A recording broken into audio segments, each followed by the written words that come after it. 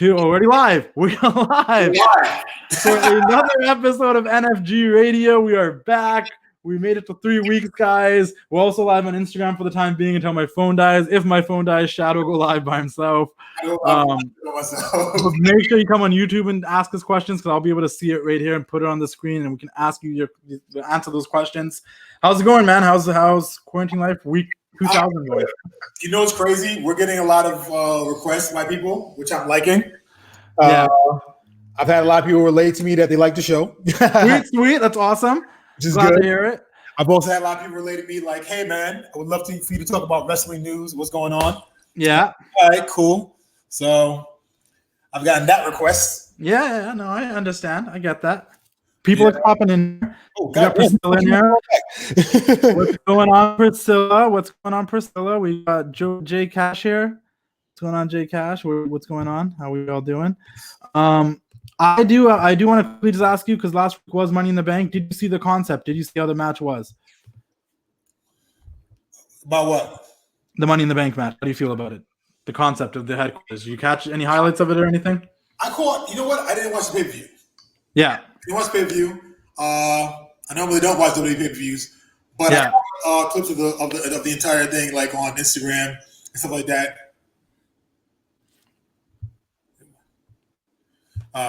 JTG just messaged me. Yeah. Send him the link if he wants to hop in. You can hop in. All he needs is the link. He's got to finish some stuff before he gets over here. Fair enough. He gets over here. So JT's actually coming over today because we're gonna go walking on the beach and we're gonna go drink and do some edibles and have fun. So everybody that asks, are JTG Shad's friends? They still are. Cryme Tyme together. We still hang out on a regular. Yeah. So you caught the highlights. Do you have any thoughts on it, or what do you think? Like, I appreciated the creativity behind it. I think it was a good. I appreciate the creativity. I didn't quite. I mean, I got a lot of things, man. Baron Corbin threw 2 guys off the roof. He threw a Ray off the roof, but then it was like on a pad, and it's like, again, I fucking hate always giving him credit, but Jim Cornette was right. Yeah. You can't. There's only so much elevation you can go to in a match where it's like, okay, all right, we just threw somebody off a roof. How do we top that? Yeah. You know what I'm saying? Where do we go from there? It's one of those things where the creatively, man, the food fight thing, it was like, all right, that was interesting. Nia and Otis clashing on Ray. Interesting.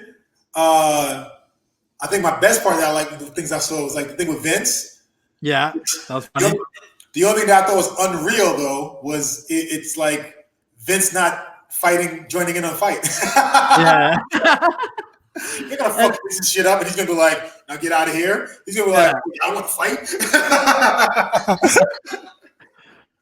I will say this. Jim Cornette, they kind of ruined it because when we were recording the TWC show, Devin was telling me how he was like, the one thing that really messed it up for him was the fact that the headquarters is only 4 floors. Yeah. And the fact that these guys were stopping on every floor instead of going straight to the roof when they knew that everything was on the roof kind of didn't make sense. And I was like, why'd you have to tell me that? Because that does kind of ruin the whole concept. Like, why wouldn't you have just like gone up the 4th flight of stairs and try to win the match? Yeah. That you know what? Yeah, that's actually. Yeah. Well, that's the thing. It's one of those things. It's one of those. It's one of those double-edged coins. You know what I'm saying? It's like, all right. Well, if they had one staircase closed, like if you go up one set of staircase, right? Yeah. Then you're forced to get up on the 2nd floor. You know what I mean? And then it's like everybody's fighting to get on the elevator, and the elevator stops at the 3rd floor, but then the staircase starts again on the 3rd floor. Yeah. It's like that kind of concept. It's like now it makes sense, but that's forward thinking. Yeah. And a lot of times in the company, people aren't thinking about the next 5 steps. They're thinking about right now. How can we get this over with? What's cool? They're thinking about all the things that like Marvel. I love Marvel movies. Everybody loves Marvel movies. They actually put a lot of thought process into what the diehard fans are going to be negative about. And because of that, they go in an option and they try to build around that negativity. You know, if we're going to change about the character, if we're going to change about the story, you know, we're going to make sure all these little things add up to where you go, whoa, that's pretty cool. Yeah. WWE is more like, here's this really cool idea. Okay, great. How does that add up? Nobody cares about that. And I've been in meetings where we've had that, where it's like, you know, oh, we want you guys to do this. And we're like, all right, cool. That makes no sense. We just beat those guys like a week ago. Yeah. But they're going to beat you tonight, and then you'll beat them later down the road because we're trying to build their team. What? I mean, we don't mind losing, but why are we losing? Like, I remember we had a thing with Shelton and Charlie, and we had to beat Shelton and Charlie, and Shelton just had a singles match. We just fucking dominated. It was awesome. And we weren't even together. And then we had to do a tag match together, and then it was like, okay, the fall's on Shelton. And we were like, why? Like, because we said so. Well, he's coming up. He just had a victory as a singles competitor, and now you're having the fall on him. Why don't you have the fall go on Charlie, and then have Shelton get mad at him, and then have Charlie have to step it up? And so now he's extra motivated. And so when next time they win, Charlie gets the win instead of Shelton getting the win. Yeah, we don't think that far ahead. We're not worried about that. We're worried about tonight. Yeah. So they sometimes underestimate the logic that wrestling fans look at. Like, that doesn't make sense. It seems like it happens quite a bit, to be honest. Well, to be honest with you, I think I know guys like Brian Gerwitz never want to underestimate the wrestling fans' intellect. Cosby never want to underestimate the wrestling fans' understanding of the business. Even Paul Hunter, you know what I'm saying? He was like, yo, our fans aren't stupid. But I remember sitting there, and some people in creative were like, oh, they're dumb. You know what I'm saying? They're just like the fans don't know what happened last week. No, you don't know because you're being bombarded by an overbearing boss. Yeah. You see what I'm saying? You forgot what happened last week, but the fans, they're die hard. They live for this. So they know everything meticulously. Me and Jason, we're told about matches that we've had, and we forgot about them. Yeah. I was scrolling through Instagram, and I was like scrolling, and I seen a match, and I was like, oh, that's pretty good. Oh, shit, that's me. When did I have that match? And I was like, I don't remember wrestling that. Yeah. You know? So... someone here, his name's Ben. He asked if you have any interest. He's on the Instagram live, guys. If you want to ask questions, it's a lot easier for me to read them if you come onto the YouTube live stream here at the Wrestling Classic YouTube channel. But he asked, do you have any interest of Impact Wrestling or NWA? Have you checked either one of those out? Well, Impact's been around forever, but NWA is fairly new. The studio. Oh, NWA. So is NWA studio? Is it done in LA? I believe it's done in like Atlanta somewhere, or maybe Nashville, one of those states. What's his name runs that? Dave Lagana and Dave Lagana. I just saw Dave Lagana and the Smashing Pumpkins guy. I forget, Billy Corgan. Those two. Yo, so Dave Lagana had a huge incident when we were there with a couple of guys. Yeah. And I remember I had to give Dave Lagana. I gave my idea. And I'm telling, like this is when I'm still like a rookie. I'm in OVW, and I gave him the idea, and he was like, "Okay, go ahead, pitch it to me." And so I start pitching him the idea, and he goes, and he looks away, he looks around, and he's looking at somebody, and I go, "Yo, man, what the fuck is your problem?" And he goes, "Excuse me?" I go, "What the fuck is your problem? I'm talking to you. You gonna look around, motherfucker?" And like, I'm still in this thug mindset that I have. Yeah. And so Lagana was like, no, calm down, Chad. I was like, nah, man. And like, he was like, I remember I saw him like a few months ago, and he showed me the thing, and he was like, because like, Dave was a good guy. Overall, Dave was a good guy. But at one point, Dave was kind of, rubbing people the wrong way. You know what I'm saying? And when you do that to the wrong guys that are our size, they want to fucking wring your neck. You know what I mean? Yeah.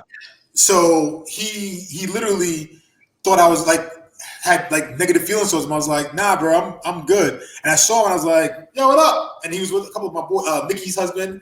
What's his name? He was the NWA champion for a long time, right? Nick Aldis. Yeah, Nick Aldis. Yeah, Mick James' husband. And so we're just talking, and he was like, hey, I thought you were mad at me. I was like, what? He's like, oh, a few years ago, I said this about you. And I was like, bro, I don't give a fuck. I was like, bro, I don't think about these things, bro.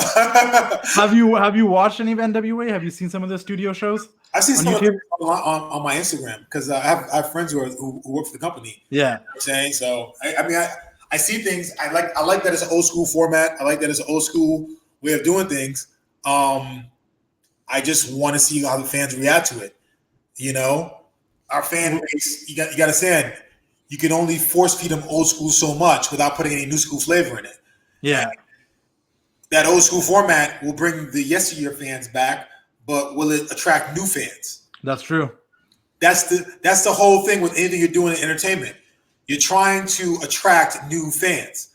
And right now, the problem is that WWE for so long has been saying fuck you to the current fans that the current fans are leaving. Yeah. Because they're just like, I don't want to watch this while I'm in quarantine. I'm literally getting more depressed watching this. And there are no new fans coming on board with any buzz about it. You know what I'm saying? Yeah. There's nothing buzzworthy about what's going on, which is sad because Drew as champion is buzzworthy. It's very buzzworthy. Braun as champion is buzzworthy. Becky having a baby, buzzworthy. Okay? Seth thinking he's Jesus, buzzworthy. All right, these are all things that fans should be attracted to, but I just don't. People aren't finding interest because they're like, "Yo, man, this isn't. You're not talking to anything that's relevant to me. Yeah, nothing you say is relevant. You know what I mean?" Here's a question I think will be something that will be an interesting story. Talked about Shad and JTG selling Lita stuff as service series, and they get the money they got from the fans. We kind of talked about this, but yeah. Yeah, we got to keep the money. Were you allowed to, or did you guys just keep it? No, we just kept it. No. So what happened is that we didn't have any plants, and Vince was worried about it. And Vince was like, "We're gonna put some plants out there with a couple of $100 bills." And I was like, "I'm not going to your plants, old man." And he was like, "No. We're gonna make it good. Make sure." I was like, "If I can't," I was like, "Yo, I can sell water to a well, man. All right, so let me go sell and just let us do our thing." And he's like, "Okay, cool." The one thing that's missed that people don't understand about this is we knew this was Amy's last match. And Adam told us. And so while Amy's in her locker room with Adam, we came in there and we sat down with her and we said, "Hey, Amy, we know what's going on. Fuck that. We're willing to take the heat. Are these things cool with you?" And Amy was like, "All right, go through it." And we were like, this. She's like, "Oh, that's hilarious. Oh, that's funny. Oh. They said you're gonna sell my Alanis Morissette CD. I don't sell it." And so the company had all these weird things they wanted us to sell that were just lame. And so we came up with the underwear and the things like that, and the toothbrush that was red. It was like Amy's little friend because we were PG. All right, and she was like, "Oh, that's hilarious." She's like, "When you guys do that, I'm like, I want to buy that back. I need that. That's my little buddy." And you watch it, she goes, "No, I need that. That's mine." No, that was honestly was one of the funniest scenes I remember when she retired. And then you thought it was supposed to be a sad moment, but she was going out as a heel. So for you guys to come out there and do that, I was like, "Oh, that's fitting. That's fitting." It's like people are like, "Oh, why would you do that?" I'm like, "Bro, you don't know our family. It's like you don't go out on top. That's not how it's business is. Nobody goes out on a white horse riding into the sunset. Not Amy, not Ric Flair, nobody. You go out passing. You go out as a loser. That's a champion right there. You know? I agree. I actually we have questions coming in, guys. My phone's at 10%. If you guys want to ask questions, be sure to come to the YouTube live here on the Wrestling Classic YouTube channel because my phone I have a question for you because something actually I've thought about since last year, and I never picked your brain about it yet because you were going to keep doing this. But why not now? Kofimania. What did it really mean to you guys? Remember that clip of you and MVP? breaking into tears, watching Kofi win the championship. For me personally, when I thought about Kofi Mania and I was there live in the crowd, for me, like that should have been the main event because everything after that kind of seems like a blur. That was like the peak of the night. Kofi winning the WWE Championship was the peak of the night. You know what was crazy? Jason went to Mania. Yeah. With our good friend Jazz. And I got invited to go to Mania and go in the family and friends section upstairs. And I was like, man, my back hurts, I'm tired. We've been doing the whole weekend. I was like, I'm not going to go. Then the guys at the Jabatier podcast, they actually were like, hey, why don't you come to our event? And I was like, cool. And they wanted me to a wrestler to talk to. And so I met him and we talked and we were walking. And as we were walking down in Manhattan, right, I saw a bar sign that said, yeah, wrestling something. And I remember Instagram had it. And I was like, wait a minute, I know these guys. And I walked in there and MVP just happened to be there. Yeah. And we just started talking. And it was the craziest, just thing because Kofi's match came on. And so we just started, so I was like, we started watching. While watching, I don't know, I don't even know what, I remember I just turned to a dude and I was like, hey, my man, can you do me a favor? Because he's watching TV behind us. Yeah. He get the bar. And I was like, can you record this, man? And so we recorded it and we're sitting there and we completely forgot he was recording us. Yeah. We completely forgot he was recording. And we just sat there and we're watching. And that was the most organic moment. And me and Kofi were just, me and P were just going through everything. And we're like, okay. And the thing, Kofi didn't tell us that he was winning. Yeah. Kofi didn't tell me, MVP, Mark Henry, Shelton, none of us. None of us wanted to know. We were like, we're going to watch and just see what happens. And we're going to naturally react. That's it. Just do your fucking best. And he was like, cool. And he never gave anything away. No. And the vibe was high because the reason I brought this up is earlier this week I had a casual conversation with Emilio Sparks, who was one of the main people behind Wale Mania, which we were both at. And that night there was a big push of Booker T made a big toast about, this weekend's really about Kofi. If he wins this, it's for, it's not about Booker T. It's not about these Harlem Heat. It's about Kofi Kingston. Yeah. And, Emilio and Kaz had Kofi sneak in there with the New Day, and you guys were on the stage. You and JTG, I have the videos. You and JTG put Kofi on your shoulders, and I was Here's the funny thing. So, Kofi was like, "Hey, are you guys going to Wally Mania thing?" I was like, "Nah, man." I was like, "Nah, yo, fuck that. I'm be in Brooklyn." Yeah. And so we didn't tell him. So when you saw me come up from backstage, Kofi didn't know we were there. Xavier didn't know we were there. And I went and I literally went behind him and I went underneath him and just picked him up. Yeah, and that's something that I've done to a lot of the guys. And so Xavier and E were like, "Yo, Kofi's getting bigger." And Kofi's like, "What the fuck?" And he's like, "I knew you were gonna be here." Yeah, and it's just I was now when I talked to Emilio, I was thinking about that weekend. I'm like, dude, it was just in the air, I think it's been a year now and it time has gone by, but that Kofi Mania movement was something else. And it meant a lot to a lot of people, mostly a lot of people that were in the wrestling industry that might have not gotten that opportunity or never fully got that opportunity. We've talked about how you almost got that opportunity, but it didn't come to full fruition because of situations. And it's what's crazy is that I worked my ass off and I was in my mind, I was like, I'm gonna get a world title. I was like, all right, I got the size, I got cut a promo, I got everything necessary to get a world title. I was like, okay, I'll get the WCW title. I was like, that's what I'm gonna get.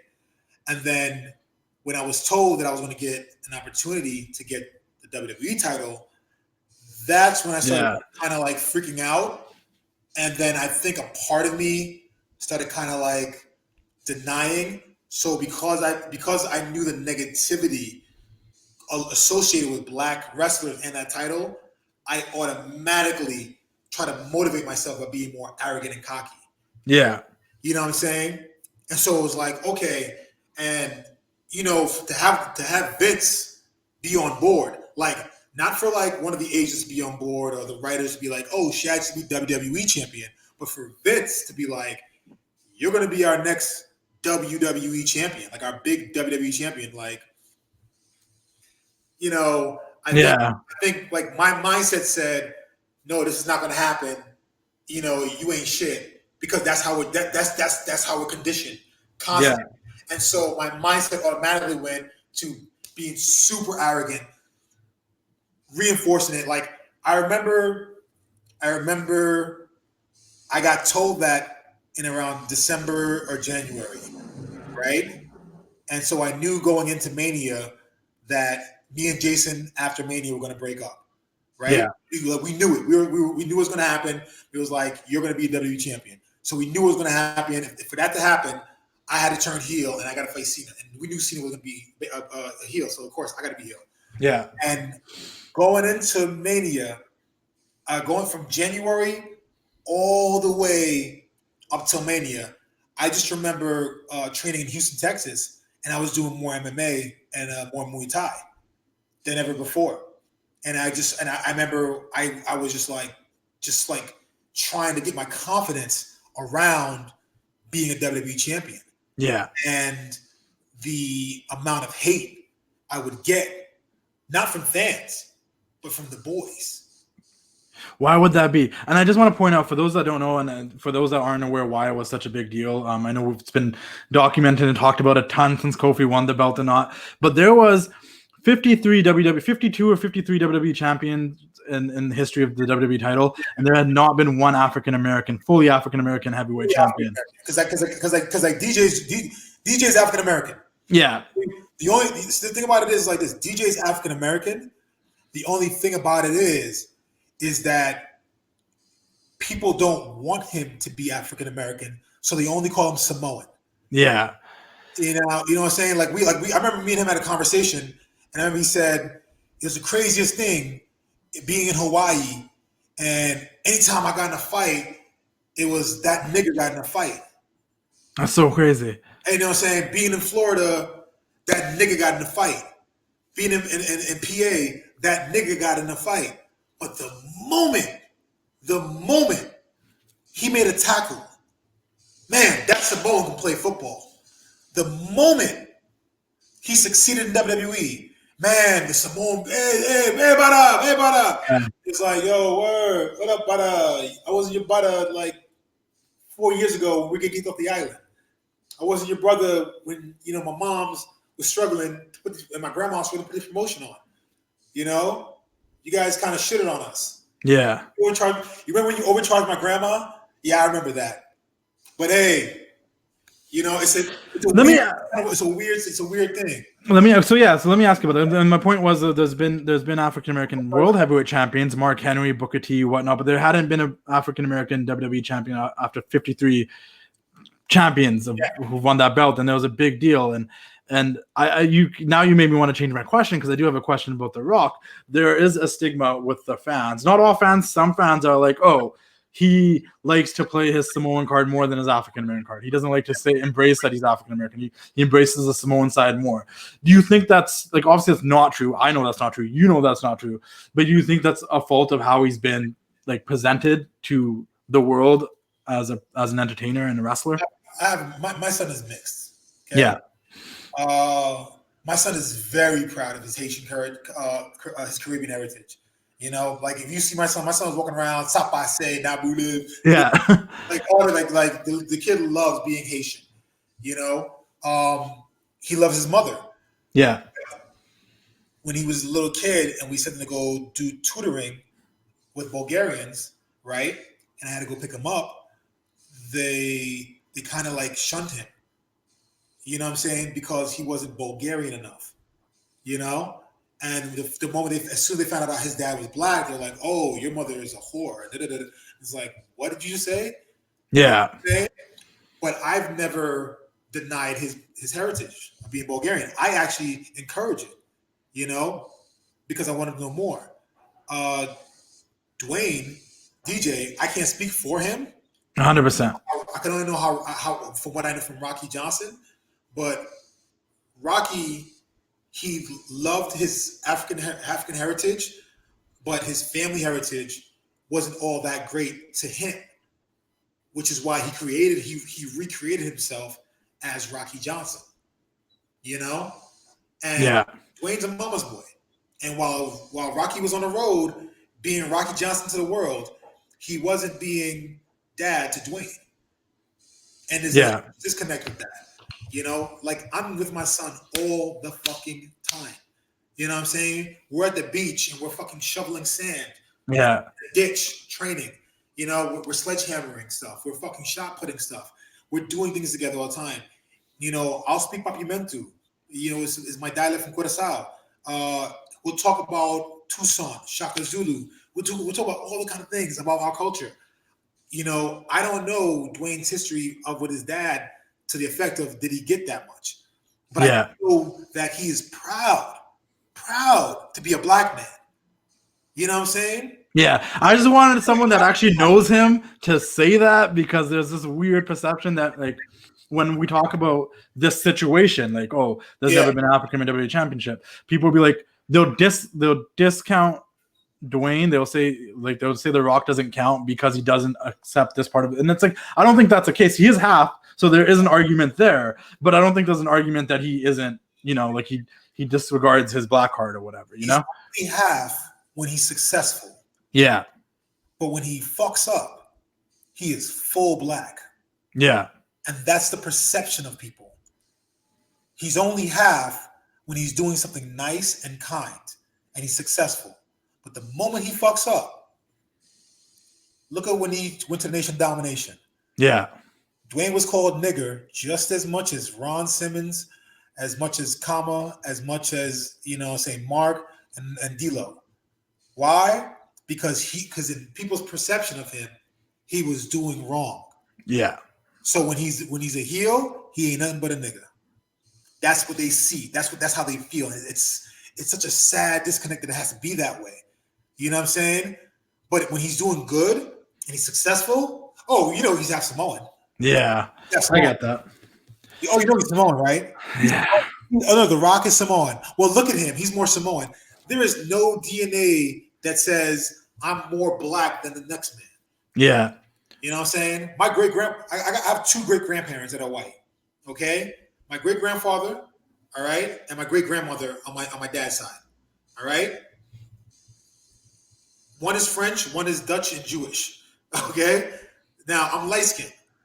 Does that mean I'm not black enough to be a black wrestler? Yeah. Because your interpretation of what black is supposed to be is me. Okay, cool. My wife is white. Oh, you can't. You're not black no more. Because my wife is white. I've dated black women, white women, Asian women. Just so happened to this. People don't even know my wife is white. They think she's Latin. Yeah. She's Bulgarian. Yeah.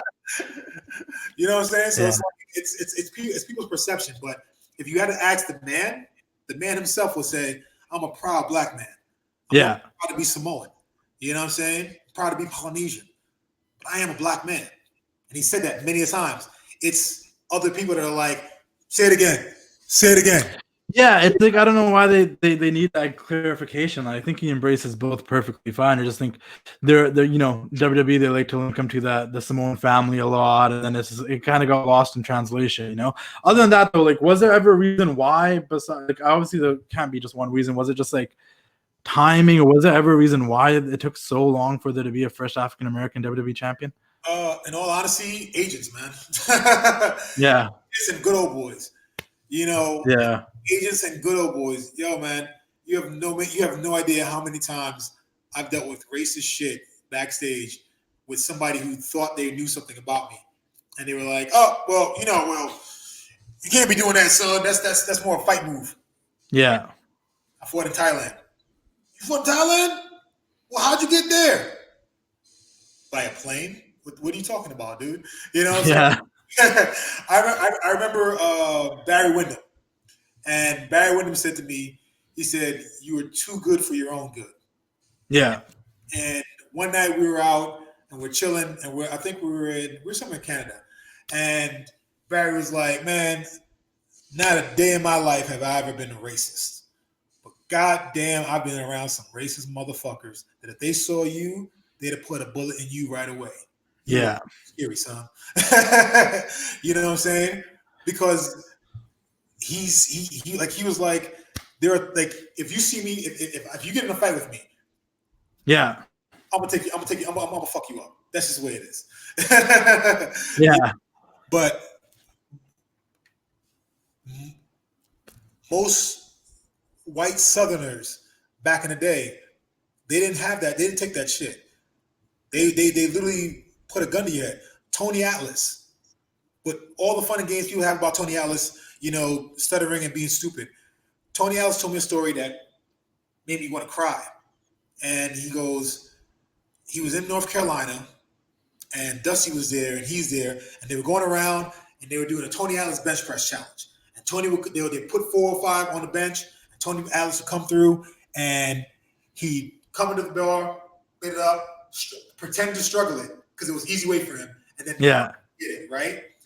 And then one night he's doing it, and he gets it up, and they put the bench press in the ring, and he gets it up, and for some reason it's really getting hard. And he looks over, and Dusty's just jumping up and down. They're like, "Come on, Daddy, come on!" And so he's like, "Dusty, stop jumping, stop jumping, stop jumping!"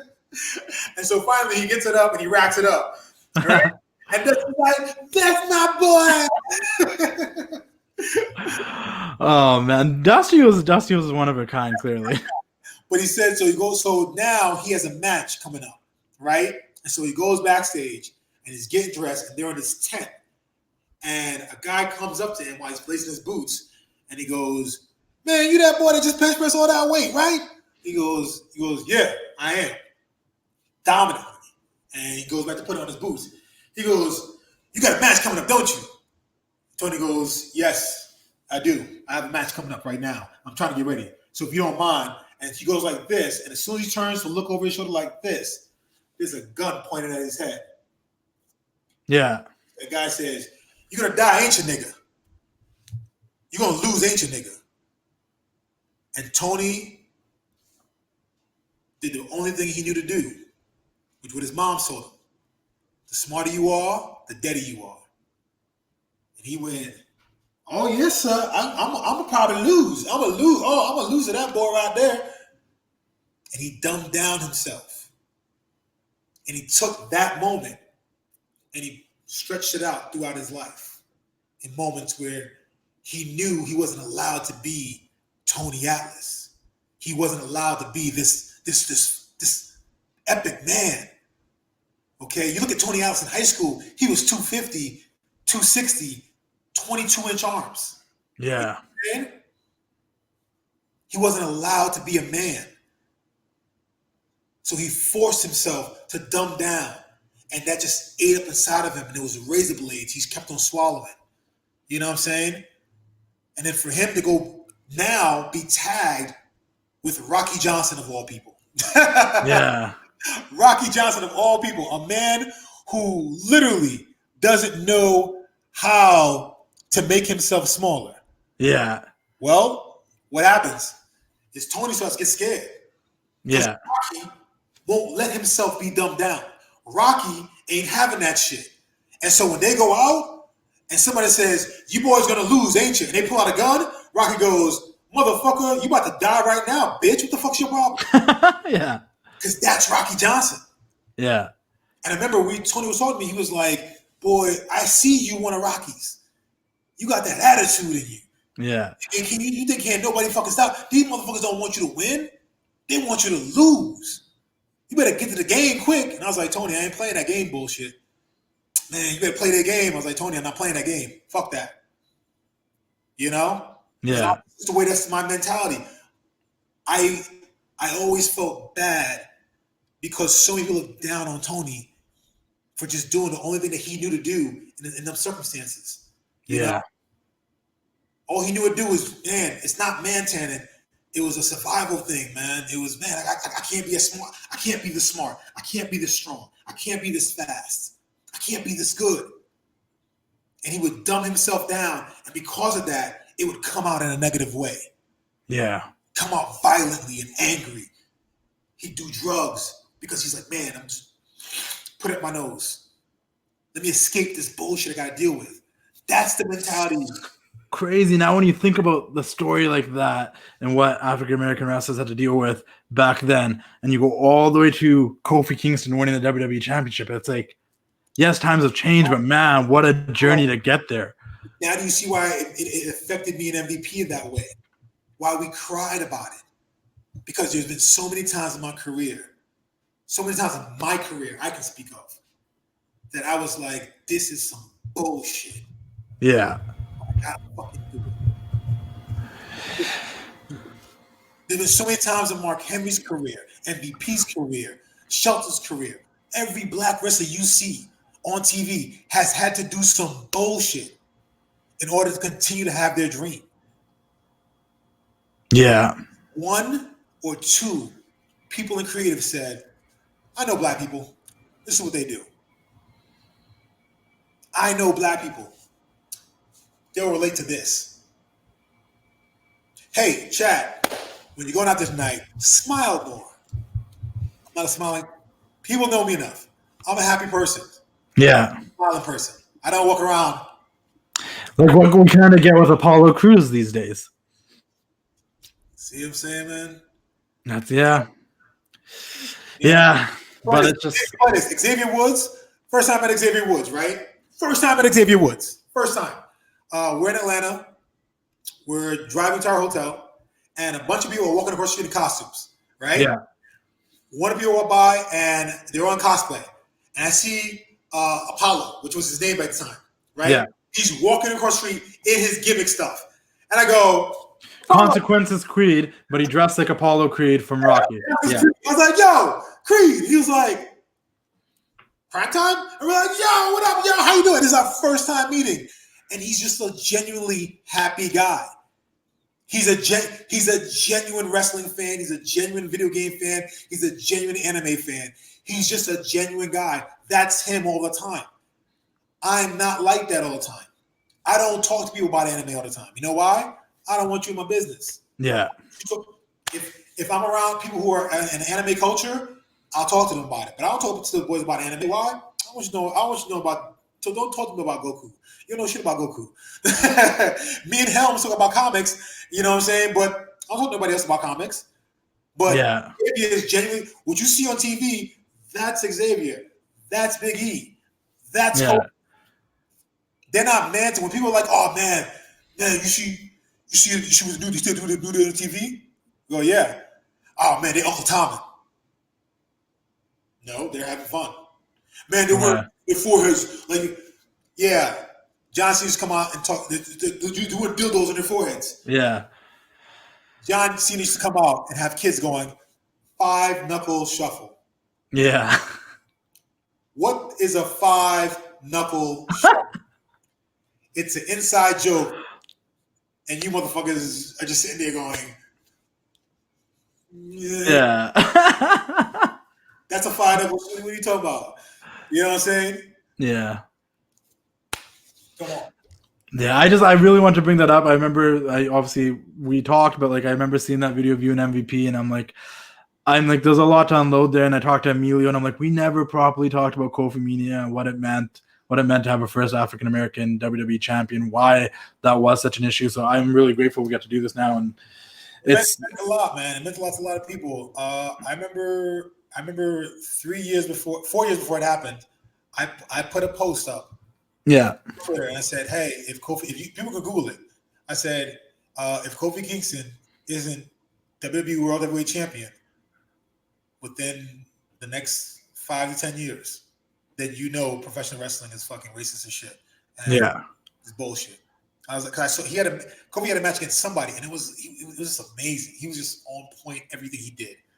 Like as a professional, not even as a friend, as a professional, I was like, man, that was just awesome. And I remember I got a huge bunch of flack from people, and they were like, oh, that's racist. And I was like, no, it's not. It's honest truth, man. Kofi I don't feel like I deserved. I didn't deserve to be a world champion. Like WWE champion. I didn't deserve it. It was going to be given to me because of my size, because of my speaking ability, because of my looks. You know what I'm saying? I had all the things that Vince liked that he'd give a belt to somebody with. I didn't deserve it. I didn't indies. I mean, going to OVW, yeah, it was hard, but man, see what some guys are going through in the indies, it's even harder, And I don't want to compare oranges to apples on how you got to the company. You know what I'm saying? But I know for a fact that it wouldn't have been as sweet for me to win it or MVP to win it. Yeah. It would be for Kofi. That seemed like the sentiment. I met Kofi once, and I was at that Wally Mania really briefly, and he was cool. But anybody that I've talked to that actually knows Kofi will tell you it couldn't have happened to a nicer and better guy who's earned this. Like, he earned that opportunity. Hard-working guy, yeah, man. And yeah, it was really something that he deserved. Let's move on a little bit. We do have questions here. One of them here is what would make a top tier heel, Shad? You can restart your live stream because my phone died. I already did. As soon as your phone died, let's flip mine. Oh, so you're on it, sweet. But we have a question here from my boy Vinitude Art. What would make a top tier heel, Shad? Like someone that when their music hits, stuff is about to get real. I always thought Triple H had that main event feel, but there aren't those many top tier heels. Like the moment their music hits, like what makes a top tier heel to you? Because if you ask me, I think like realistically, like Baron Corbin's a top tier heel because the moment his music hits, I'm like, I hate this guy. I think what makes a top tier heel is investment. Yeah, a top tier heel usually is a guy that was a top tier babyface. Yeah, people don't get that. You have to want somebody to be good so bad that when they're bad, you're just like, fuck, I hate this asshole. Yeah. Okay, and in my opinion, one of the best heels I've ever seen in my lifetime. I want to say Hulk Hogan's my favorite heel. Yeah, I want to say Hulk Hogan's my favorite heel, and he's not my favorite babyface. Same here. Yeah. I was never a red and yellow Hogan guy, but I loved Hollywood. Yeah, but he's my favorite heel as far as making a crowd just fucking hate you or love you. Because during the NWO era, that was the best. And then Randy is just so perfect in everything he does. Like Randy Orton to me is the pinnacle. He is the pinnacle of pro. The thing fans don't understand what Randy is they put him with guys and make him look small. Yeah. So he never gets credit for being a big guy, but he's a big guy. You know what I'm saying? Yeah. He matches with guys who are athletic, so he never gets credit for being a high flyer because you're putting him in with fucking Ray and everybody else. You know what I'm saying? But Randy is the perfect prototype to what a pro wrestler in WWE is. Okay? He's not a corporate guy. He tells everybody to fuck off 90% of the time. All right? He loves the boys and will look out for you if you are looking out for somebody else. You know what I'm saying? Yeah.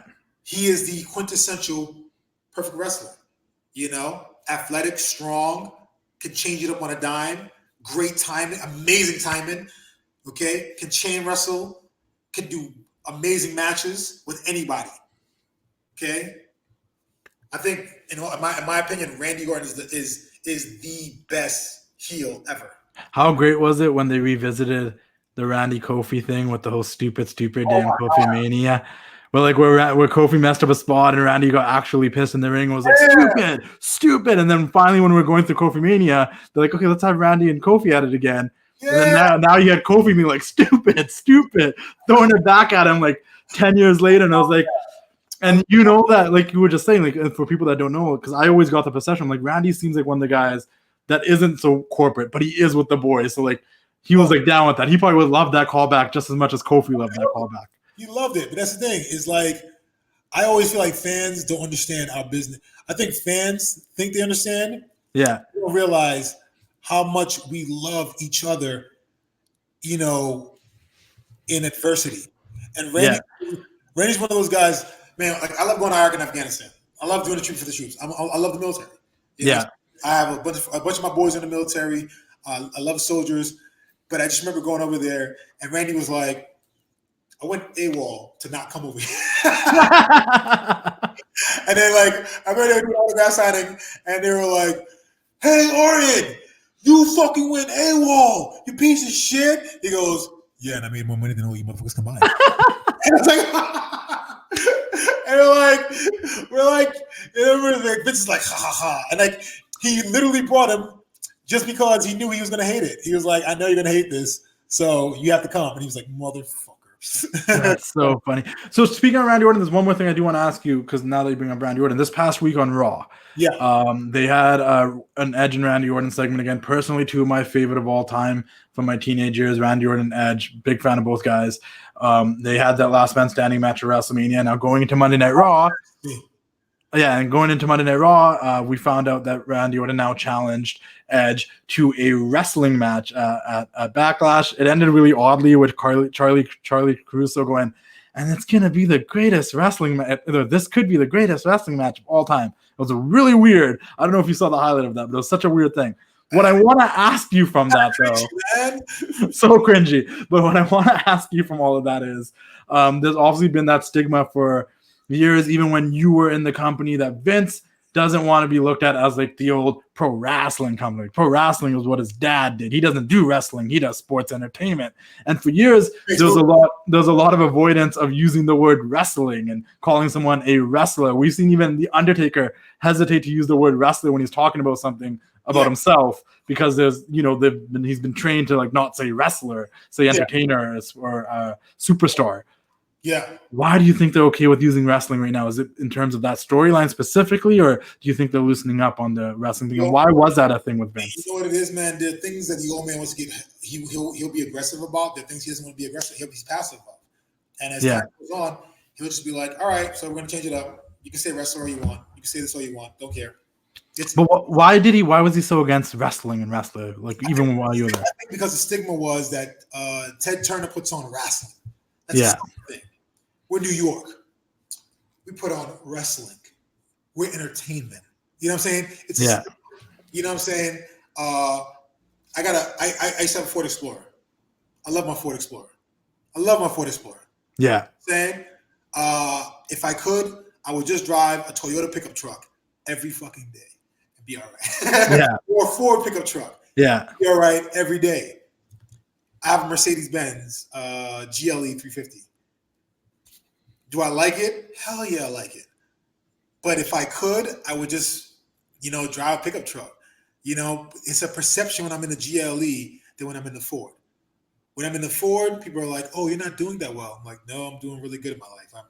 I'm very successful." They're like, "Oh, well, your car, okay." Then they see me in the GLE and they're like, "Oh, did you get a raise or something like that?" I'm like, "I don't work for anybody." What are you talking about? Get a raise? It's a perception of the way people see things. You know what I'm saying? I have a friend of mine. He has a $250,000 watch, right? Yeah. That he hates. He hates it, but he wears it. Why? Because when he goes to a meeting, people know he has their house on his wrist. Yeah. If you have their house on their wrist, that's perception. WWE, we're $250,000 watches. WWE, they're hobos and hillbillies. And they put that perception out there so much that it translated from the rest of the country to, if you like wrestling, you're slack-jawed yokel drinking out moonshine. But when in the actuality, I've met so many celebrities and stars and people who are in the industry that are like, "Oh my God, I've been watching WWE since I was a kid. I've been watching WWF since I was a kid." I meet more people in the entertainment business that are wrestling fans than anywhere else. But the stigma of wrestling was given because of it, saying that that's wrestling and this is sports entertainment. It kind of lingers, and people still think of wrestlers as stupid or dumb, or wrestling fans as retarded and stuff like that. No, for sure. Have you ever seen anyone? Have you ever seen anyone get in trouble for using the word wrestler? No. All right. Because you know what it was? I know that I never told people I was a wrestler. Bobby Lashley used to tell people he's a wrestler. And I used to say I'm a sports entertainer. I'm a WWE superstar. And that's it. Yeah. Proud. And this thing is, I was proud to say that. Yeah. Because if I said, because I remember one time, I actually do remember this. I remember one time I went to the bank And the lady was like, "Oh, so what do you do?" I was like, "Oh, I'm a wrestler." She's like, "Oh, my cousin is a wrestler." I was like, "Oh, really? What's his name?" And she gave me some weird name. And I was like, "Oh, I'm sorry. I was like, oh, I'm sorry, I don't know him." She's like, "Yeah, he's been doing independence for about 14 years now. How about you? What independent do you work for?" And I was like, "Oh, I wrestle for WWE." Yeah. "You're like a star." There's a difference there. Yeah. I was like, "Huh?" She's like, and she looked at my check and she saw WWE World Wrestling Entertainment. She's like, "You're a WWE." And her entire demeanor changed. I was like, you know what? There is something to this being a star thing. Yeah. Own it. Being a superstar is more impressive than being a wrestler. That's fair. Do you watch any NXT? I every now and then. Someone has a question of what your thoughts are on the Undisputed Era. Adam Cole, Kyle O'Reilly, Bobby Fish. I have none. No? Yo, man, I see those guys all the time. I've seen those guys on TV. I know I've met them, but it's one of those things where like I didn't really get to interact with them. Yeah. Like I'm a big guy, and when people are like, "Oh, yo, I wrestle," I'm like, "Oh, wait, that's great," and I'll talk to you on a one-on-one. But I don't really have a lot to tell little like smaller guys in the business. I don't know your journey. Yeah. Like, bigger guy, it's usually I'm in a better connection. Like me and Kross, Killer Kross. You know, that's my dog, Killer Kross. Yeah. First time I met him, I was doing the stunt coordinating for a movie with Terry Crews and for the wrestling scene. And I was also playing Terry's brother. And Kross came on as one of the wrestlers. And they gave a bunch of guys, and I saw him. And I was like, "Oh, that guy looks credible. Let's use him. This guy. And so I made sure to pick the guys that I wanted to use. And Kross, one of the guys, he actually drove down from where he lived to do the spot for the wrestling movie. That's sweet. And we were talking, and I was like, "Bro, you're gonna get a contract." And he was like, "Oh, man, that's kind of cool. You just tell me that off the rip." I was like, "Dude, you're everything the company is looking for. These are the things you need to focus on: personality, cutting promos, doing this, XYZ." And we just had a great conversation while we were on set. And then a little time goes by, and I saw him at an indie show. A little time goes by, I saw him at another show, and we're just seeing each other. And at this time, his career is blowing up, but I'm not really looking into wrestling like that. I'm focused on acting, but I see things because he's on my Instagram, and so I just liking all his posts and just being motivated. Yeah, a guy I met and a friend I met, and then I remember we were somewhere, and he was like, "Remember the advice you gave me?" I was like, "Yeah." He's like, "That shit stuck with me, bro." He goes, "I've really been trying hard on this. And I was like, "Oh, man, that's all great." And he's like, "Yeah, I think I'm going to get a contract here." And this. I was like, "Okay, cool. That's it." And we kept on moving. But Adam Cole, those guys, like, I saw them and I've met them, but it was like, man, I don't know what to say to you guys. Yeah, no, that's fair. And Killer Kross, he's killing it, man. He's on NXT now as Karrion Kross. He came up with Scarlett. They make a terrific package. The entrance is insane. I know I've been a fan of him for a while too, man. He's got the look and like he's got the character down, man. He seems scary. He's had to go through some hurdles and obstacles that he overcame, and yeah, man, I'm super happy for him, man. You know, he's the breadwinner right now. Yeah. You know, how? Yeah, like he can legitimately be the breadwinner right now. For his life, for his family, and things that he needs to take care of. Because man, he's a good guy. Loves his mom, loves his family, loves his dad, loves his family, and we're going through some hard times right now. Like people don't realize, man, you'll see a guy on TV yelling and screaming, being a badass. They got fucking big hearts, man. No, and I could tell, man. Sometimes the social media is very inspirational. He's sharing some quotes and stuff. And I'm like, this guy's a little more than what we perceive him as a character. And don't get me wrong, I'm not gonna say I have like it's not like how me and you were cool, but like he has followed me for a long time and we have talked, and he's always been so genuine and just like a good dude, you know. I think I'm glad I didn't know that you had a relationship with Killer Kross. So that was a cool story there. It's always weird to me because like some fans, they always like. I remember. So the guy, what's good? If you guys aren't following him, WTF GFX. Dude, his graphics he's been doing, these evolution graphics. I didn't know we're gonna shout him out on here, but he's been killing it. Yo, those evolution graphics are the shit. I love it. You see, what's funny? I like mines. Yeah. I would have used, but guess what? I didn't do the graphics. Yeah. So I like it. All right. You know what I'm saying?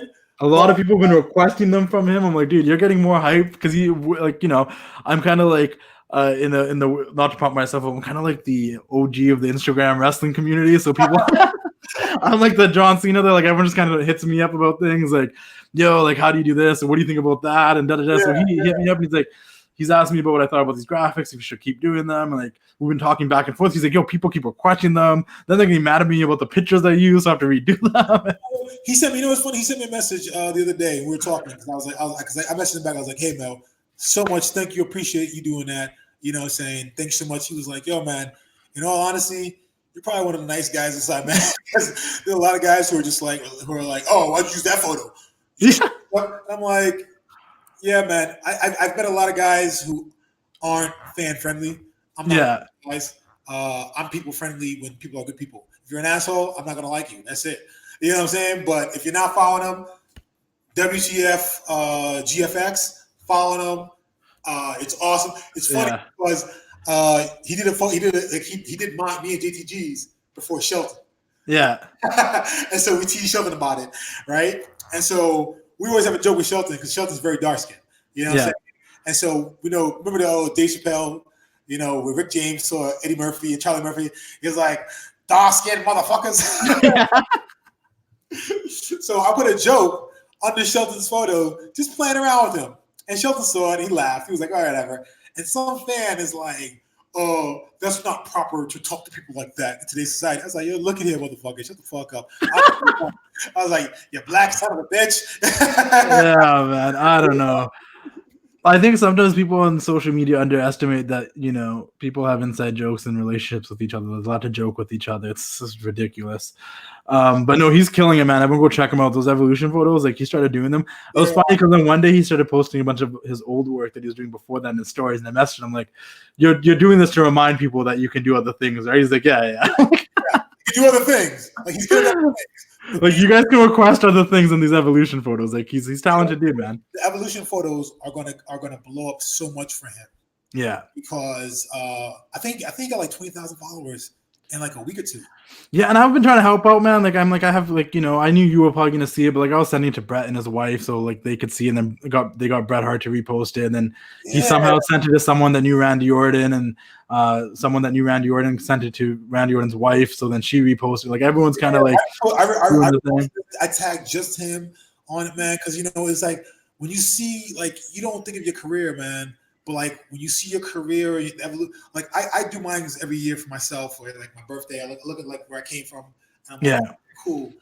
I still look good. Still look good. But I think, and I kind of went on a rant a little bit on my story yesterday because I do say like with a lot of these editors and stuff, because I guess someone reposted his AJ Styles one, but they scratched out his name. So then when AJ Styles reposted it, he didn't get any credit. And I know it wasn't AJ Styles. AJ Styles probably found it somewhere else, saw it, and then saved it. Or maybe it was AJ Styles. I don't know. But like, well, you know what it is, man. It's man, you gotta love our fans.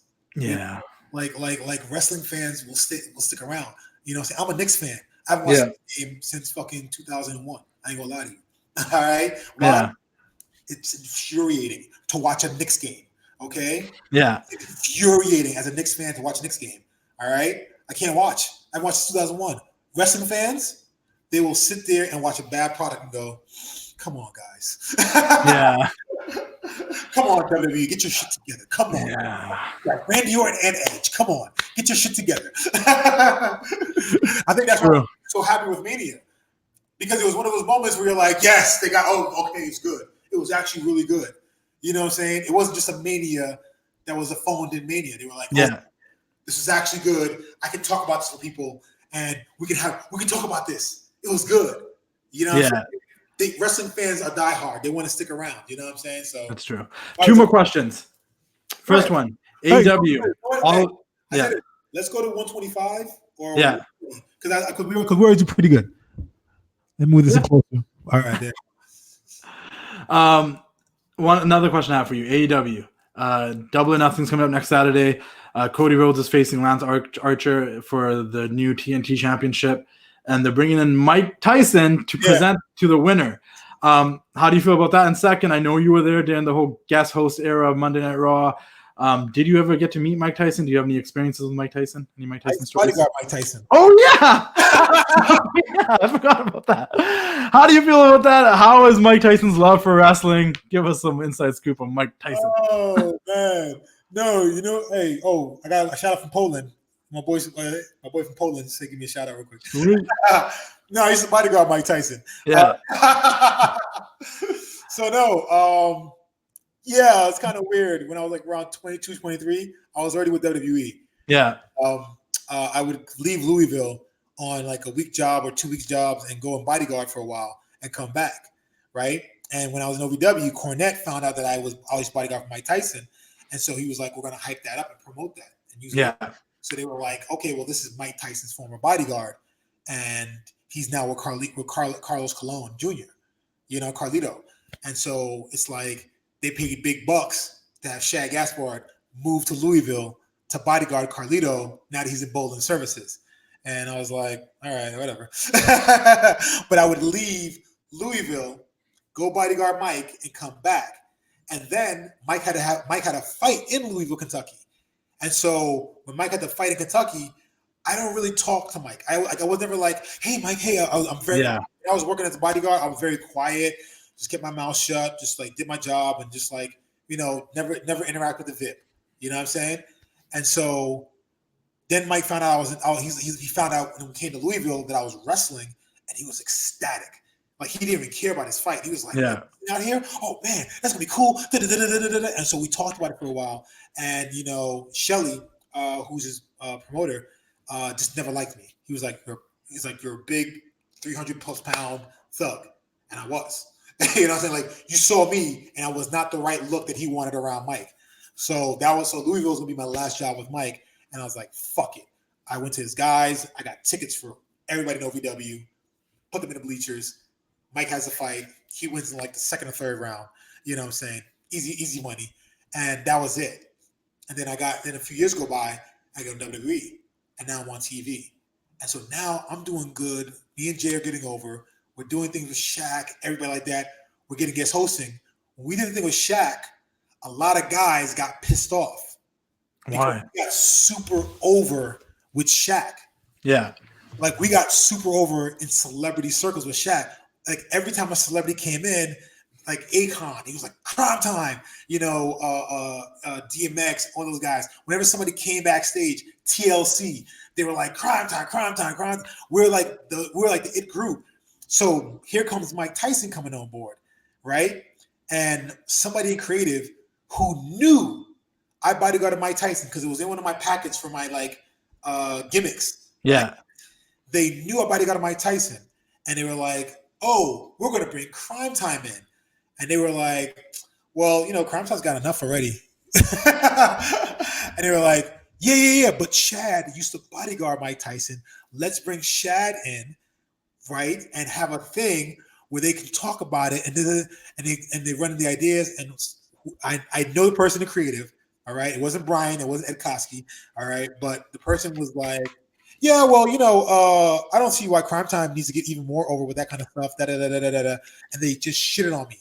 And so they pretty much told Vince like they don't need to bring me on. So they bring me on for TV. And I was like, okay, cool, no problem. Yeah. They didn't bring me to TV, and it was like we were literally driving to TV. Yeah. And then told, hey guys, go to the next town.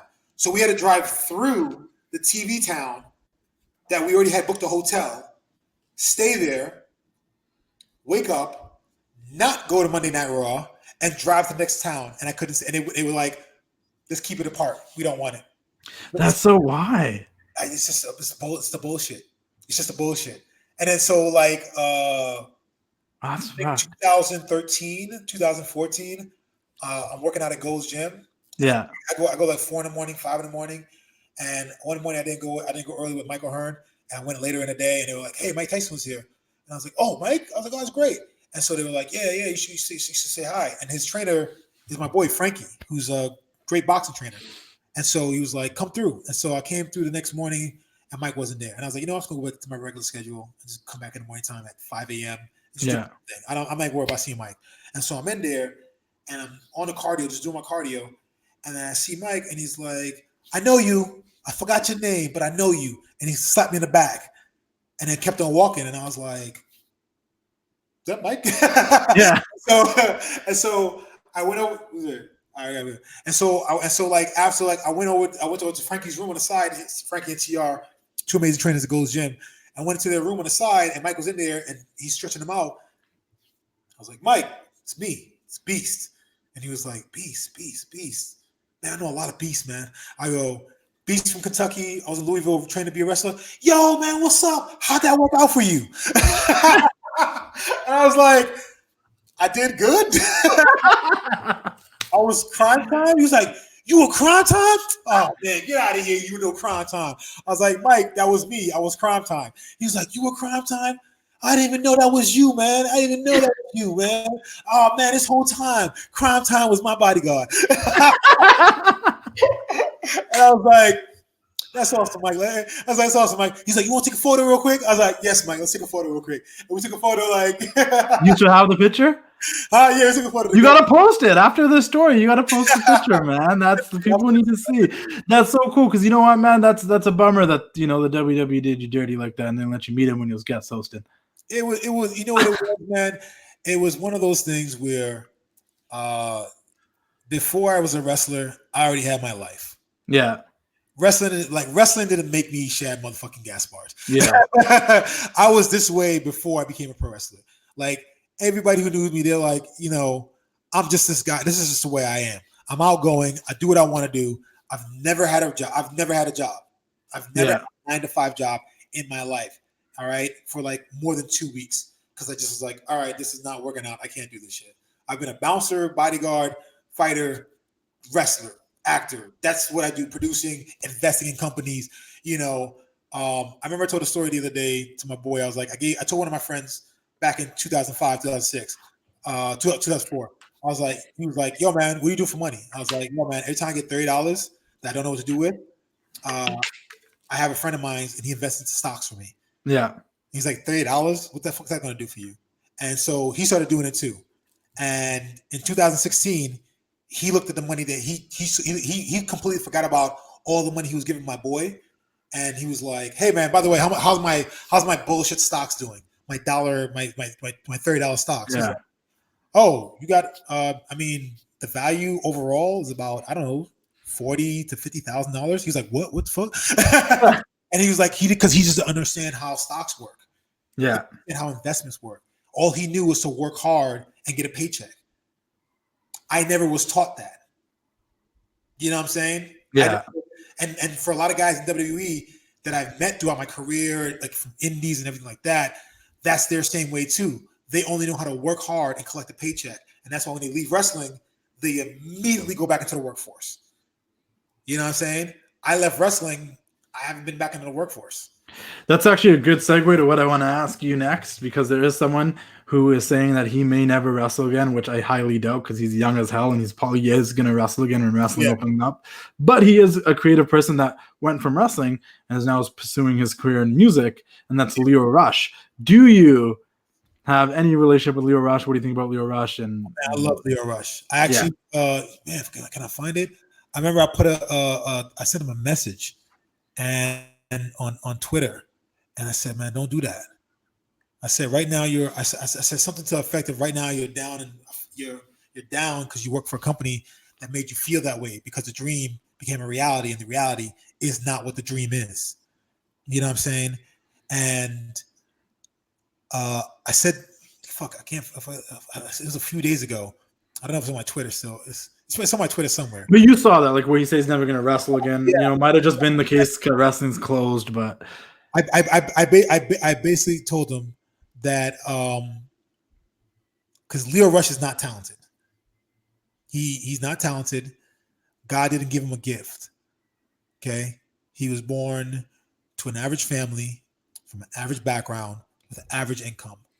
Okay, everything Lio Rush has, he earned. Yeah, everything Lio Rush has, he earned. He wasn't born 6'5". Okay, he wasn't born muscular and could put on muscle real fast. Okay, he was born in the worst circumstance to become a pro wrestler, and he earned that shit. Don't let people dishearten you from what you earned. And that's what he's doing right now. You know? Don't let it happen. because all you're doing is letting them win and proving them right. Too talented, too special to walk away like that. Seriously. That's why I highly doubt him. Like, he's too good and he's still way too young to just never wrestle again. His heart has been broken. I remember I was 19 years old. Okay. My first time I ever got my heart broken. All right. I was playing college basketball. I met a girl, E.C. Khadijah Reed. Fuck that. Okay. I met a girl. All right. And we started dating. I left from playing college ball and selling drugs at college. And I went and I moved in with her. And then we were she had a baby that wasn't mine because she was pregnant when we met. And we were going to be together. And I was like, this is it. I'm 19 years old. I'm going to get a 9 to 5. I got a job as a mechanic at a Firestone gas station, Firestone tire place. And I liked it because I was stacking tires. And that was like my cardio and my workout. Because when you're a fighter, you're taught, get a labor job so that when you're working, you're basically training. And then, because I was trying to get ready for fights, that's why I got a job at Firestone Tire. Because I was like, I'm going to basically stack these tires and work out and then knock them all down and be like, got to do it again and stack them up and get stronger. And it worked because I was trying to prep for fights. And I remember she said she had to stay late at work one time and she slept with another guy. I found out she cheated on me with another guy and my heart was broken. And then we broke up and we had this apartment in both our names. She took her name off the apartment. I'm left with this debt at 19 years old. Yeah. I remember I'm at my mom's house and I'm crying. I'm like, oh, Mom, I never had my heart broken this way. Women are bad. I've been there. Yeah. My mom was like, yo, shut the fuck up. Stop being a little bitch. Yeah. Cry now. And when you're done crying, get over it and show her who the fuck you are. Show the world who you are. And keep moving forward. And after like about a few days of crying, I left my mom's house, went to my empty apartment, and I bought a bench, I bought a bar, I bought some weights, and I had a TV and a phone, and I had a mattress in the back room. I had no hot water in that apartment. And I stayed in that apartment for a year. Yeah. Bench pressing, training. That's it. I would run in the morning time. I would go bounce at nightclubs like Jazzy T's, the Bounce nightclub on Bankhead Highway. Back in the day, was the roughest club in Atlanta. I used to bounce at the bank, I used to bounce at the Bounce nightclub on Bankhead. That's how I met T.I. That's how I met all these guys that know me now. You know, you said Bankhead, and I didn't know where that was, but I just remember really liking that song by T.I. called Bankhead, that beat. I'm like, I was one of the bouncers there back in the day. And you know what? I used to go every night. I would come home to an empty apartment with a bench and some dumbbells. And I would just sit there just training all day, working out all day. Because I remember I had a camp counselor whose brother was this really notorious criminal in New York. Yeah. And like, yo, my brother, he was doing like 30 years in Rikers. And I remember when they finally got him, he took down like a bunch of cops. And he's like, yo, my brother just sat in an apartment and just trained. And that's how he got like that. And I was like, he was a beast. And I was like, that's what I want to be. I want to be a beast like that. And my nickname was already Beast. So I was like, all right, it's time to become the Beast. And then like in a year of me just training, I was like, I'm going to be in WWE. I'm going to be in WWE. I'm going to do this. I'm going to do this. I'm going to do it. I was on Tough Enough. Like a year training, then I'm on Tough Enough. Then I'm off Tough Enough. Then I flew to Thailand. And I'm having fights in Thailand and Holland, right? And I come back to the United States. And WWE is like, hey, we want you to wrestle for us. K1 is like, hey, we want you to fight for us. And prior to all that stuff, I got my heart broken. But if I did get my heart broken, if she didn't break my heart, I'd have been some bum. Just working at a gas station, or maybe having one or two fights in Thailand. I remember I met Dana White before I went to my WWE tryout. Charles Mask, right? Charles Mask from what's the company? Tap Out, right? Yeah. Charles Mask was like my biggest supporter in MMA. He was like, yo, you're gonna be he's like, you're only 21. You're only 21. Look at you. Come on, man. Fuck WWE. come fucking fight. Come on, you're good. And I was like, man, I don't know. He's like, I want you to meet Dana White. And he took me to meet Dana White. And I remember I told Dana White this. I said, Charles wrote me by. And he goes, Dana, this is Shad Gaspard.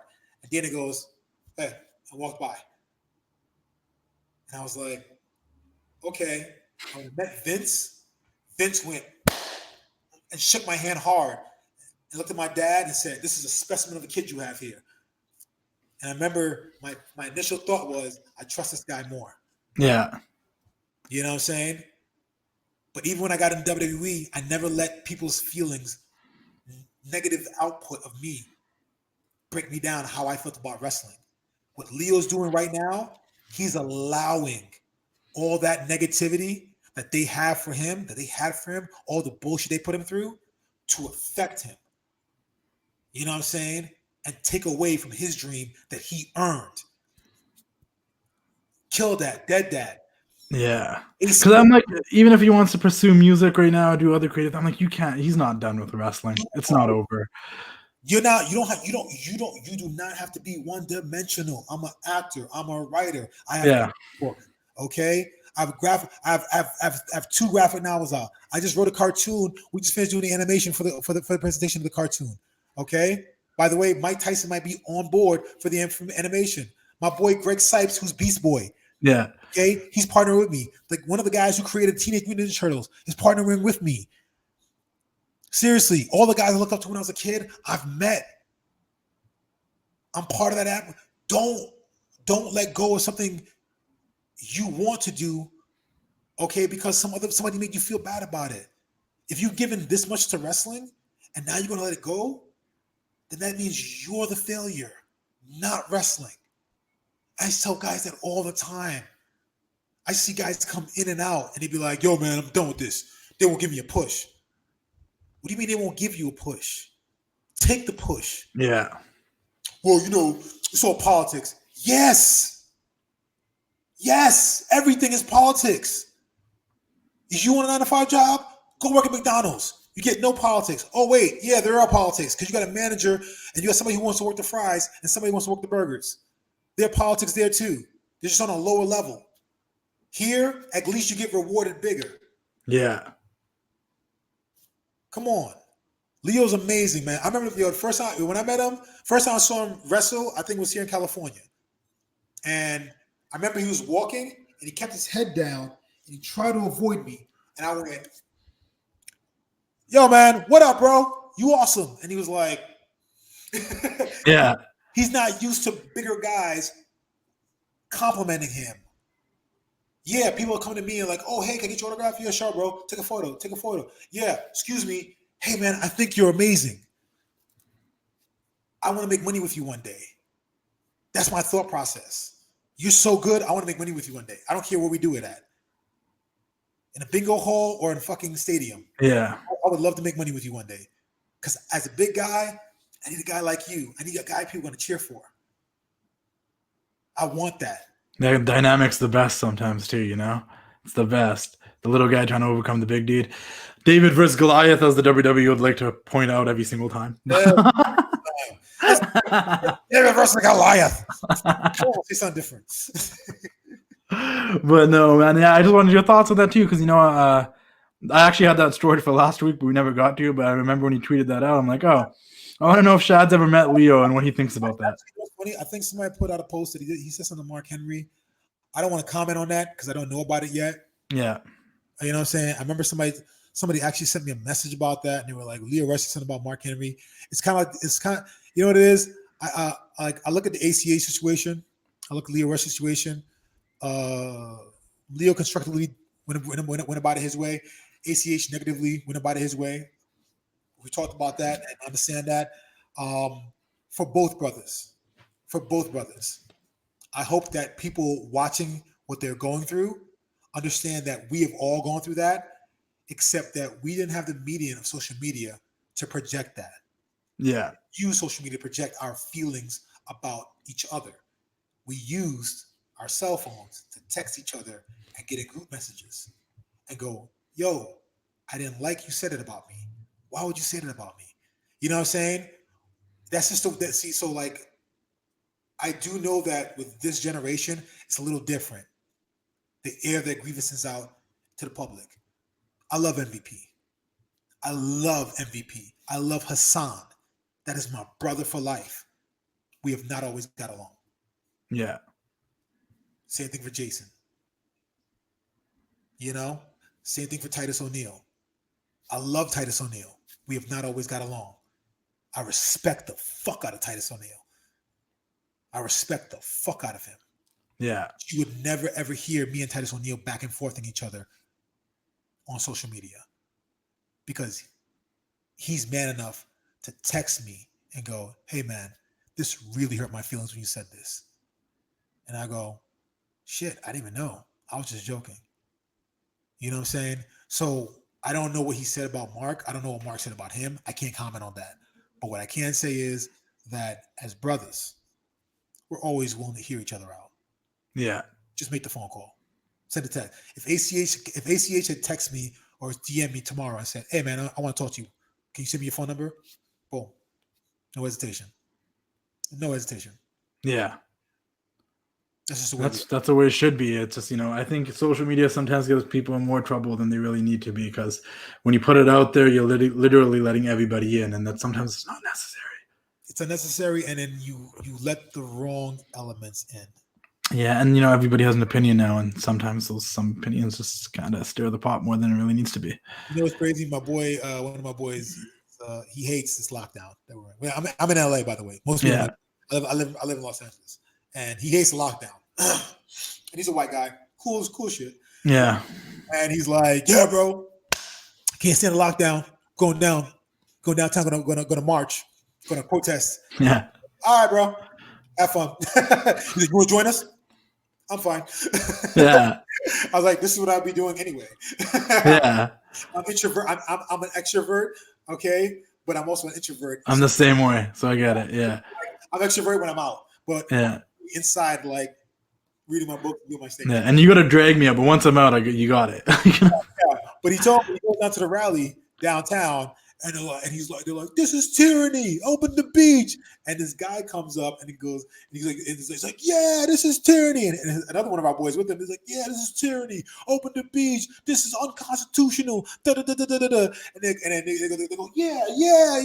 And the guy next to him goes, yeah, fuck giving these niggers and these spics welfare checks. And he pulled out a Confederate flag. He's like, screw the niggers and the goddamn Mexican bastards. And he goes, whoa. And he jumped on him, and they're like, yo, what you doing, man? And they pull the flag, and they're like, yo, man, get out of here. And then, he begrudgingly called me. He goes, yo, man, I got to tell you, this is the funniest shit. He goes, you're right. I don't know what, it's like, yeah, I understand. You have a right to say that, yes, you don't feel that this is constitutional, that this is right.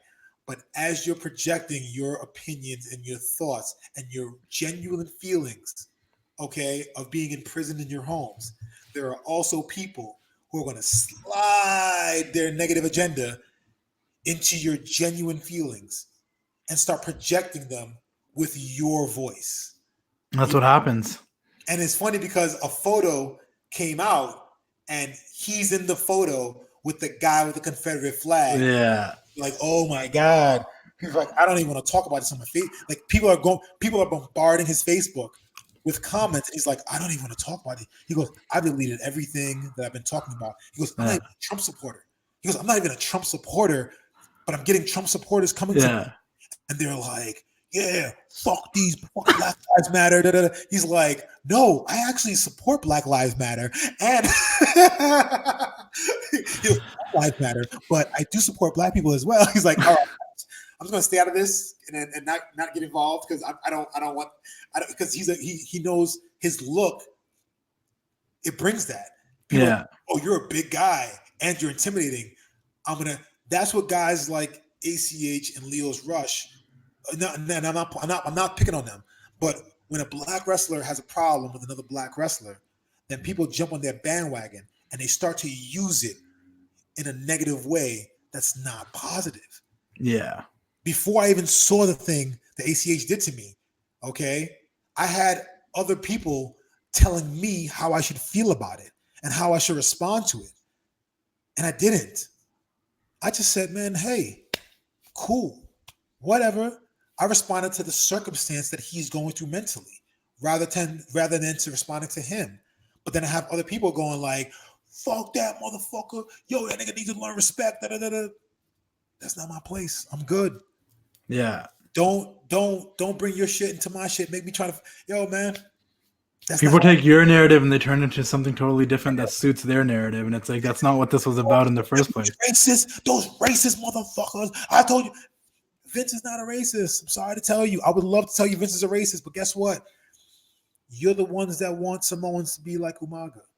Because guess what? He got over way more than most people. Yeah. When he was not speaking English. You're the ones that wanted black wrestlers to wear jeans and boots because when Shelton's sitting there wrestling his ass off, you're not giving him his due credit as a professional wrestler.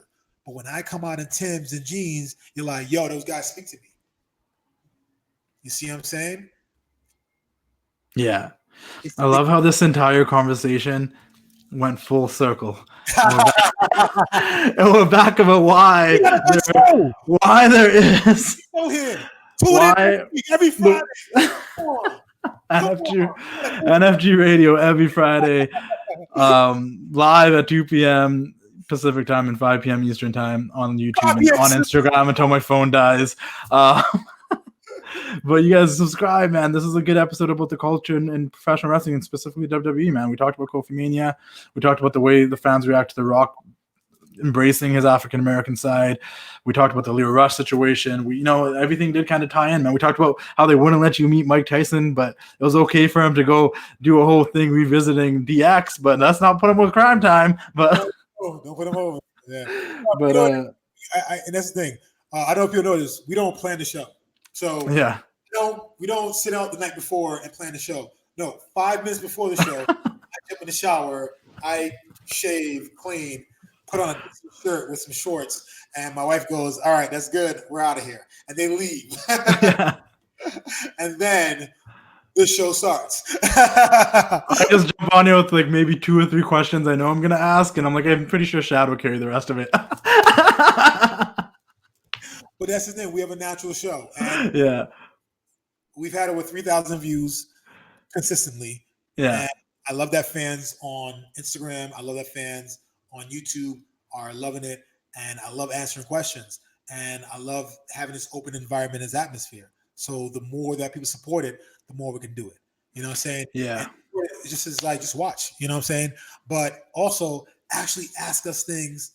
Ask me, things that you want to know about. You know what I'm saying? People don't look at me as a wrestling savant because I don't project myself as one. But I like business because I've been in it for so long and I've been studying it. I've been in business for 15 years. I'm a veteran. And I hate saying it because I started when I was only 22 years old. Well, really, I started from Tough Enough at 20, but I started in WWE at 22 years old, and I was already on TV by the time I was 25. It's wild. Come on. Yeah. Come on.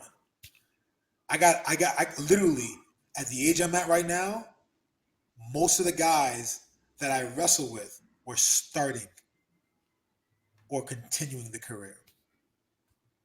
Most guys start at 30. Batista started at 30 years old. Yeah. Man started at 30. Yeah. But, you know what I'm saying? I know so much about this business because I've studied it. I've read it. I just don't talk. I don't talk to anybody. I don't do a bunch of podcasts. That's just me. I barely do podcasts. And it's like, I would love to do more podcasts, but every time I want to do a podcast, I get cringed because I start watching episodes of the podcast and I'm like, man, I don't want to answer those same questions. Yeah. I want to answer the same thing I've been asked 1,001 times. How did you get started? Bro, there's a Wikipedia for that. Yeah. And we got through that in the first episode. If anyone wants to know, just go listen to our first casual conversation. Yeah. We talked about all of that. Whether I want this to be the Joe Rogan of this having fun, just talking. You know what I'm saying? Actually, JTG was supposed to come on today. Yeah, we'll get him on. I think people are going to enjoy that. Because we're going to get drunk as fuck. Yeah. Hey, if people were going to go walk the beach, people were like, beach is closed. I'm like, I've been walking the beach on a week and chilling. The cops see me and they go, hey, what's up, Chad? I go, what up, guys? That's so funny. I live in a very affluent area. Yeah. They don't hold us down. So yeah. We'll be back, guys, next week, same place, same time. You guys know where to find this. NFG Radio on Spotify, Apple Podcasts, Google Play, Podbean, iHeartRadio, all these places. You can check it out on NFG Radio. Make sure you subscribe and download and listen. If you don't have the time to watch it, you can listen in audio form on those places, guys. And it's literally going to drop in the next couple of hours because this is the Friday show now. And the video will be on later tonight, too. And I also want to appreciate all of you. Like, I noticed slowly but surely, you know, you guys are seeing like, oh, the Wrestling Classic is posting a lot more of these interviews that he's doing and this and stuff. Yeah. And you guys have enjoyed the stories I've shared because I've like usually I kind of do like I'm probably do the same thing for this where I meshed up of like highlights of a lot of the things we talked about. Yeah. But you guys have been actually enjoying it when I share like the one story about the Undertaker, the one story about JBL. A lot of people loved the story about JBL last week. They never heard that Joey Styles JBL fight. They've never heard that. Yeah, and it's crazy. Like they might not be commenting, but I've been getting a lot of DMs like, "Yo, it's so cool that you're doing this. It's so cool that you shared that story." Like, you know, a wrestling historian like doing a story, and I was like, "I can't even believe you shared that." And I'm like, "No, you guys don't understand. Like, Shad is open to answer your guys' questions. When I say that, I'm not taking it lightly. This isn't one of those situations where it's like he can't say this, so he's not going to say that. He's very honest. He has good relationships with people, and he'll tell the stories that he feels fit to tell." Well, that's one of the things with you. Like I told you that, you know what I'm saying, oh, this show is dope. Keep it going. I saw it go. Yeah. You know, that's one thing I told you. You have a really good knowledge as a fan and on the inside of the business. You know what I'm saying? And because of that, we have conversations that I can't have with regular interviewers who don't know anything. Yeah. You know, they're fans. And it's like when you're just a fan, I can't really talk to you about everything because it's like, even like when I'm talking, I'm telling a story, you'll be like, when I'm saying, like, if I say Joey, you'll be like, he's talking about Joey Styles. Because you're a fan that I don't relate to that. I don't think people don't know who Joey is. Like, in my head, I'm like, everybody knows who Joey is. You know what I'm saying? Because it's just how my mind works. But that's why we get along, is because you actually genuinely know the business from both spectrums. And I've become so mentally like trained after running this page for 5 years of like having to explain things to the fans. You know what I mean? That's a thing. And that's because I'm always trying to make that connection with them. And I know when they're not going to pick up on something. I also, I don't have a narrative here. Like I'm not to talk about myself a lot, but just like, I do strongly believe like I'm never going to stop watching wrestling. I love professional wrestling. I have a love for it and appreciation for it. It's been my form of escapism my entire life, that my goal is to get people to enjoy it and watch it. I don't have a narrative here to complain about this and complain about that and say this sucks or that sucks. Do I do think something's unique and weird? Like, oh yeah, I was very curious about why Vince is so against the word wrestling. It's been something I've really been curious about. Nobody ever asked that. But then don't get me wrong, it doesn't make me hate wrestling. I'm not angry about it. Where I think some people that love this business sometimes love it to the equal amount I do, but they have like this like negativity in them about it. Like, that's stupid that he's like that. I understand. I get it. That makes sense. The way you described it was perfect. Yeah, you can call it wrestling or you can be a WWE superstar. Do you want to be a wrestler or a WWE superstar? They actually are two different things. And then when you say that, oh, is this wrestling or sports entertainment? Yeah, wrestling is that. Sports entertainment is this. That makes sense why you want to avoid it. Stuff like that. Well, I appreciate that. You know what it is? It's one of those things to me also. Where what I was saying, I have no idea what this is doing. Right? My phone just went crazy for a second. No, it's also one of those things where I try to get people to understand that, you know what I'm saying, most wrestlers who come in the company, they don't talk to Vince. Yeah. There's a lot of guys who have never talked to Vince. There's a lot of guys who put Vince on a pedestal that he does, that in my opinion, he never wants to be on. He wants to be one of the boys. He wants to have a relationship with guys. You know what I'm saying? Because he was denied that so long. If you just watch the Legion of Doom Beyond Dark Side of the Ring, it's like everybody's finisher. That's a shoot story. Yeah. That's a shoot story. Yeah. I was in Bret Hart's book too. If you guys read Bret's book, I recommend it. It's a really good book. Yeah. So it's one of those things where I'm telling you from the perspective of I'm a guy that talks to Vince, that's been on his plane, that's had genuine conversations with him, so I understand how his mind works. I'm not a guy that kisses ass. I'm not a guy that kowtowed to him. I'm a guy that actually got to know the real man and not the persona on TV.